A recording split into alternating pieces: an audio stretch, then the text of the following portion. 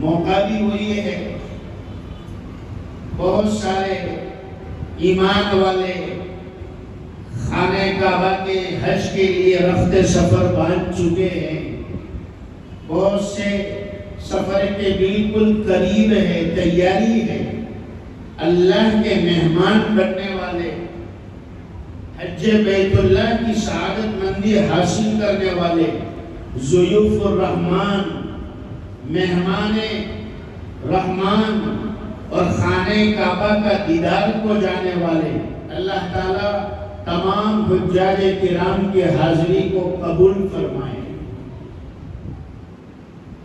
حاجی اللہ کے گھر کی طرف احرام کی 2 کفن نما چادر پہن کر بے سلی ہوئی اور باٹا کے بوٹ بھی نکال دیے ہیں اور سر سے ٹوپی بھی اتار دیے ہیں، اور اللہ کے عشق میں فقیر بن کر، محتاج بن کر اللہ کے گھر کا ارادہ کرتے ہوئے قدم آگے بڑھاتا ہے۔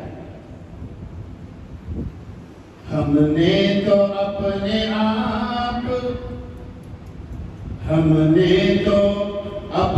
آپ گریباں کیا ہے چاک، ہم نے تو اپنے آپ گریباں کیا ہے چاک، اس کو سیاہ سیاہ نہ سیاہ اب کسی کو کیا۔ ہم نے یہ حالت اللہ کے عشق میں بنائی ہے، ہم نے اللہ کے نام پر بے سلی ہوئی کفن نما 2 چادر پہنی ہے، چاہے زمانہ ہنسے تو ہنسے، کسی کا آستانہ اونچا ہے اتنا، کسی کا آستانہ اونچا ہے اتنا کہ سر جھک کر بھی اونچا ہی رہے گا، اور ہنسے جانے سے جب تک تم ڈرو گے زمانہ تم پہ ہنستا ہی رہے گا۔ اگر ہنسے جانے سے ڈرو گے، میں نے حاجیوں کے جوڑ میں بھی کہا تھا، یہاں بھی کہہ دو 1-2 بات، ہو سکتا ہے کہ ہمارے اس مجمع میں کوئی ایسے خوش نصیب احباب ہو جو اس سال سفر بیت اللہ پر جانے والے ہو۔ سب سے پہلا حاجی جو کام کرتا ہے احرام باندھنے کا، اور ہمارا حال کیا ہے؟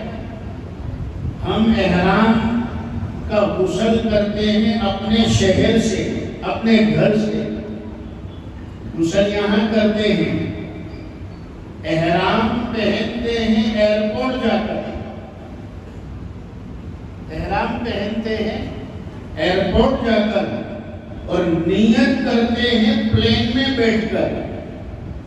میرے اور آپ کے آقا صلی اللہ علیہ وسلم نے جب بھی حج یا عمرے کا ارادہ فرمایا، ایک ہی جگہ پر غسل کیا، وہیں پر احرام پہنا، وہیں احرام کی 2 رکعت نفل ادا کی، اور پھر وہیں نیت فرمائی، اس کے بعد تلبیہ پڑھا۔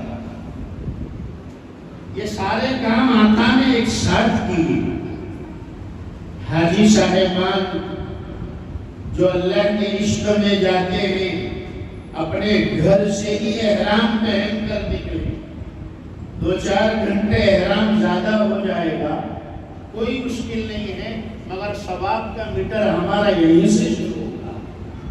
روایتوں میں آتا ہے جب تلبیہ پڑھتا ہے حاجی تو اس کے ساتھ داہنی اور بائیں جانب کے جتنے در و دیوار ہوتے ہیں وہ بھی تلبیہ پڑھتے ہیں۔ ہم تلبیہ پلین میں بیٹھ کر پڑھتے ہیں، لہذا وہاں کوئی در و دیوار ہوتے نہیں ہیں۔ ہم اپنے شہر، اپنے علاقے، اپنے بستی کو یہ موقع دے کہ ہمارا شہر، ہمارا گاؤں، اس کا در و دیوار بھی اللہ کے نام کو بلند کرے، تلبیہ پڑھے۔ اور تلبیہ کیا ہے؟ تلبیہ کیا ہے؟ کسی اردو کے شاعر نے تلبیہ کے مطلب کو اس طرح جمع کیا: ہم سب اپنے اپنے موقع پر جو بھی حج اور عمرہ پہ گئے ہیں تو اپنے موقع کو یاد کریں. یہ تو دن ہی وہ ہے ذی القعدہ اور ذی الحج کے مہینے اللہ کے عشق میں حجاج کرام کی مشابہت کرنے کے دن ہیں. حاجی نہیں ہے کوئی بات نہیں، حاجی جیسے بنو. حاجی بال نہیں کاٹتا، حاجی ناخن نہیں کاٹتا. مستحب اور سنت بتایا کہ تم بھی حاجی کی مشابہت اختیار کرو. تو تلبیہ کا ترجمہ کسی اردو کے شاعر نے اس طرح جمع کیا ہے.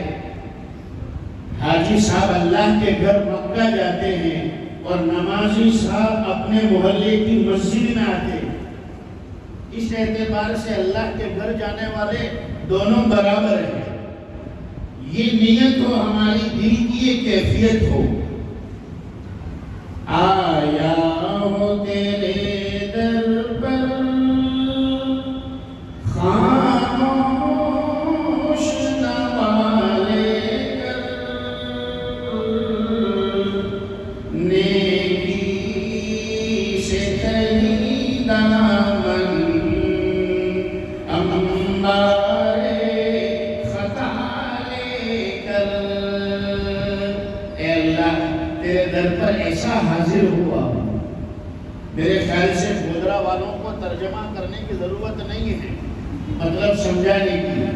ورنہ والد محترم تو اکثر یہ کہا کرتے ہیں کہ شعر سننے میں تبھی مزہ آتا ہے جب اس کا مطلب بھی سمجھ میں آئے. مگر ہمیں معلوم ہے ہم کہاں بیٹھے ہیں. مولانا یعقوب صاحب کا شہر ہے. حضرت مولانا داعی کبیر حضرت مولانا اسماعیل صاحب گودروی دامت برکاتہم مد اللہ فیوزہم و ادام اللہ فیوزہم کا شہر ہے. آیا ہوں تیرے در پر خاموش نوالے کر، نیکی سے تہی دامن انبارِ خطا لے کر. لیکن تیری چوکھٹ سے امید سخا لے کر، اعمال کی ظلمت میں توبہ کی ضیا لے کر.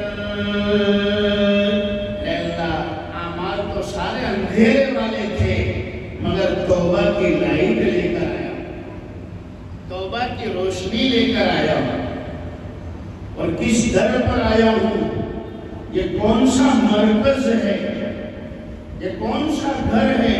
حضرت حسن بصری رحمت اللہ علیہ فرماتے ہیں، آپ نے لکھا ہے، حضرت حسن بصری رحمت اللہ علیہ کا قول ہے کہ جب بھی کوئی فرشتہ اللہ کا حکم لے کر آسمانوں سے زمین کی طرف آتا ہے، سب سے پہلے اللہ کے عرش کے نیچے سے ایک پانی کی نہر بہتی ہے. وہ فرشتہ اس نہر میں غسل کرتا ہے اور پھر اس کے بعد احرام پہنتا ہے اور پھر آسمان سے اتر کر سب سے پہلے اللہ کے گھر بیت اللہ پر آتا ہے اور وہاں آ کر طواف کعبہ کرتا ہے. 2 رکعت طواف کی واجب پڑھتا ہے اور پھر وہ جاتا ہے جہاں اللہ نے اسے جانے کا حکم دیا ہے. اے اللہ یہ کون سا در ہے؟ امید کا مرکز یہ رحمت سے بھرا گھر ہے.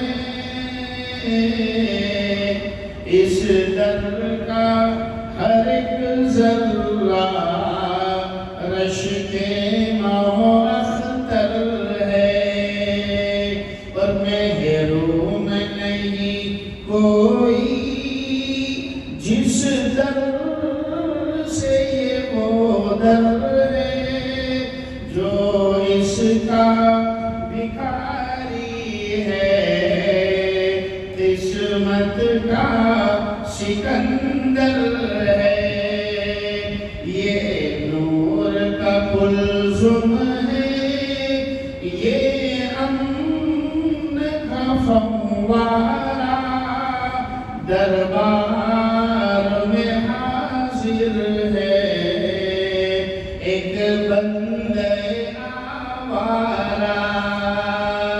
اے اللہ، گناہوں کا بوجھ سر پر ہے اور نیکی سے دامن خالی ہے، مگر تیرا یہ گھر ہے، یہاں آ کر جہنم کی آگ سے پناہ مانگی جاتی ہے۔ یہاں خانے کعبہ کو دیکھنے والا وہ ایسا لوٹتا ہے جیسے آج ہی ماں کی پیٹ سے پیدا ہوا۔ اے اللہ، میں ایسے در پر آیا ہوں، میری حاضری کو قبول فرما۔ ایک تو یہ مرکز ہے، جمہوری مرکز،